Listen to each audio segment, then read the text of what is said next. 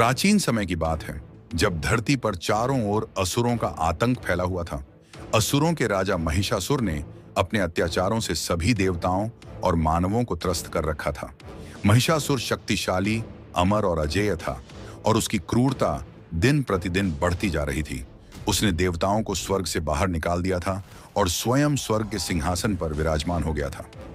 देवता, जिनके पास अपार शक्तियां थीं, महिषासुर के सामने असहाय हो गए थे, क्योंकि महिषासुर को ब्रह्मा जी से वरदान प्राप्त था कि कोई भी देवता या पुरुष उसे पराजित नहीं कर सकता। इस वरदान के कारण महिषासुर ने और भी अहंकार से भरे अत्याचार शुरू कर दिए थे। देवता हर तरफ से निराश होकर भगवान विष्णु और भगवान शिव के पास गए और अपनी व्यथा सुनाई। उन्होंने कहा, हे प्रभु, महिषासुर के अत्याचारों से हम त्रस्त हो चुके हैं। उसके पास ब्रह्मा जी का वरदान है, जिसके कारण हम सभी देवता और मानव उसकी शक्ति के आगे नतमस्तक हो चुके हैं। अब आप ही कोई मार्ग दिखाएं जिससे हम इस आतंक से मुक्त हो सकें। यह सुनकर भगवान विष्णु और भगवान शिव गहन चिंतन में पड़ गए। वे जानते थे कि महिषासुर को कोई देवता या पुरुष पराजित नहीं कर सकता, लेकिन एक उपाय था, एक ऐसी शक्ति का निर्माण जो न तो देवता हो और न ही पुरुष। तभी उन्होंने सभी देवताओं को एकत्रित किया और सभी की सम्मिलित शक्तियों से एक दिव्य स्त्री का निर्माण किया, जो महिषासुर का अंत कर सके। इस दिव्य स्त्री का नाम था देवी दुर्गा, जो अष्टभुजाओं वाली महाशक्ति थी। देवी दुर्गा को भगवान शिव से त्रिशूल, भगवान विष्णु से चक्र, भगवान वायु से धनुष बाण और भगवान इंद्र से वज्र प्राप्त हुआ।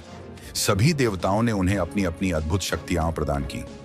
देवी दुर्गा ने सभी दिव्य शक्तियों को ग्रहण कर लिया और अब वह इतनी शक्तिशाली हो गईं कि कोई भी राक्षस या असुर उनके सामने टिक नहीं सकता था।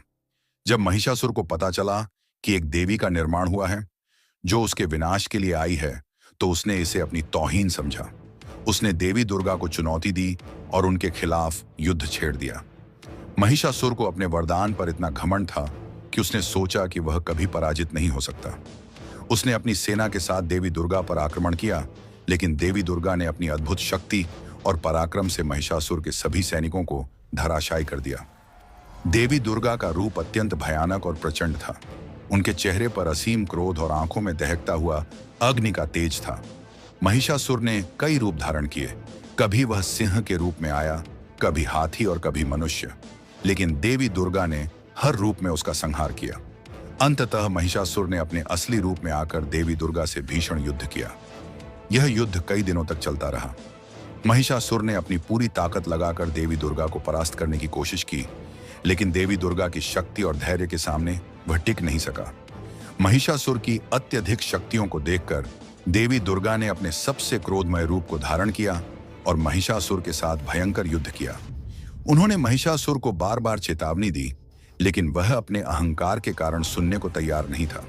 अंततः देवी दुर्गा ने अपनी त्रिशूल से महिषासुर का सिर काट दिया और उसका वध कर दिया। इस प्रकार महिषासुर का अंत हुआ और धरती पर शांति स्थापित हो गई।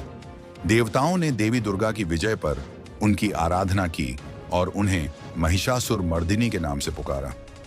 देवी दुर्गा ने न केवल असुरों का संहार किया, बल्कि उन्होंने यह संदेश भी दिया कि जब जब अधर्म बढ़ता है, तब तब धर्म की रक्षा के लिए स्त्री शक्ति का अवतार होता है। यह कहानी देवी दुर्गा की शक्ति, साहस और धर्म की रक्षा का प्रतीक है। यदि आपको यह कथा प्रेरणादायक लगी, तो हमारे चैनल स्पिरिटिफाई को सब्सक्राइब करें और वीडियो को लाइक करना न भूलें।